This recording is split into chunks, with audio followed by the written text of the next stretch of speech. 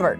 Yo, what's shaking AC? How's it going? All right, well, this is really exciting. I know, isn't this awesome? We're at a Good Company Productions in Kitchener, Ontario. Yes, and this is the very first of many episodes of Ang Rob Rants special for franchisees. Special edition, just for franchisees. Although franchisors can listen too, Yeah, right? why- And non-franchise people can listen too? I mean, anyone could listen. Yeah, Like, hopefully okay. Kelly and Ryan catch this, right? Yeah. For the morning show. Right, but the idea is that as a franchisee or a small business owner, and it might even apply to franchisors too, you're wearing a lot of hats all the time. And we were thinking about the different things that make it a little bit easier to be a franchisee, you know, and finding employees and things like marketing. So we thought it would be fun to record a series special for franchisees. So that's what we're doing. Oh, there's actually Okay, there's an actual drum set there, but you should have planned that a little Yeah, better. I should have. Okay. Anyway, so today we are going to talk about a challenge that is probably one of the biggest challenges right now. But I want this to be timeless. So Okay. it's not just when you're in a pandemic. This is always a challenge, is attracting and retaining A player. Actually, just attracting. We're just going to talk about attracting A player employees. Because we don't want to attract B or C's. We want A player employees. Absolutely, yeah. So, okay, so let's start on that note then, right? What are some of the foundational things that you need to have within your business in order to be able to attract these type of A-player employees? Because they could go anywhere, right? They don't have to come work for you. Well, I always like to talk about the fact that when I had my stores, M&M Food Market, that these people had to come in and work on their feet all day. They had to be very people-oriented and customer service-oriented, and they had to sell. They weren't just there to take orders and hand food or hand out the product.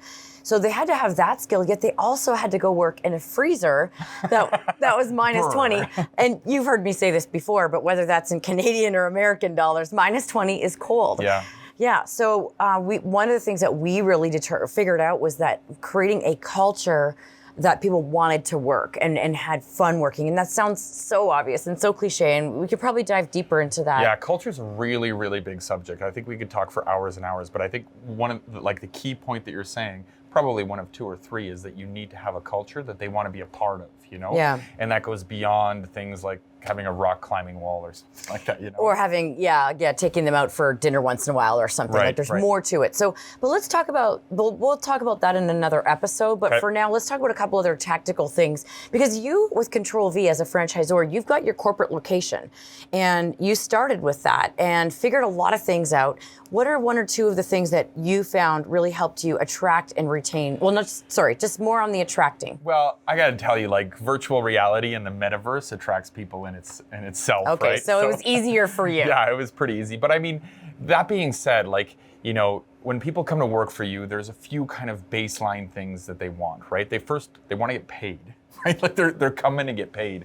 So you got to make sure that you're paying them, you know, everything's smooth, that your wages are competitive, that sort of stuff. But beyond that, you know, a lot of it goes into culture, but outside of culture and still coordinated with the employment agreement, so to speak, right? A lot of staff are frequently looking for flexibility, you know, depending on what kind of business you have, you know, flex hours, flex days, flex whatever. What we found at our stores was that if we could that was a big, I guess, competitive advantage if we could give them time off when they wanted it. Right. Because they could go work at one of these other, you know, a retail store or whatever, but it was more structured and they had to work certain weekends and whatever. We found that was kind of an easy one. If we could make it happen, it really helped them stick around. Yeah, and like, I hate to say this, but like that notion has been around for a long time. You know, management and employers are always like, we want to get the benefits and get them paid and all that sort of stuff.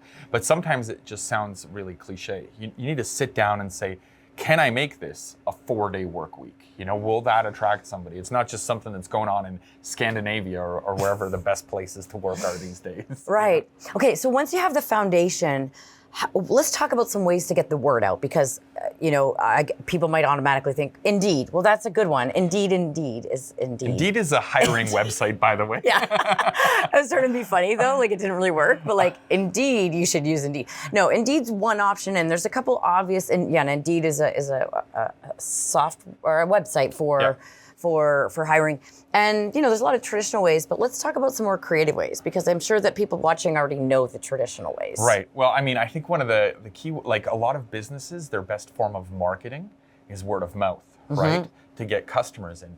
So why wouldn't you use word of mouth to get staff in as well? You know what I mean? So what's your first line of defense or offense, I guess, in terms of word of mouth marketing? That's leveraging your current employees. Right. And I hear this all the time when I say, where are you getting your current employees? People say it's word of mouth, it's from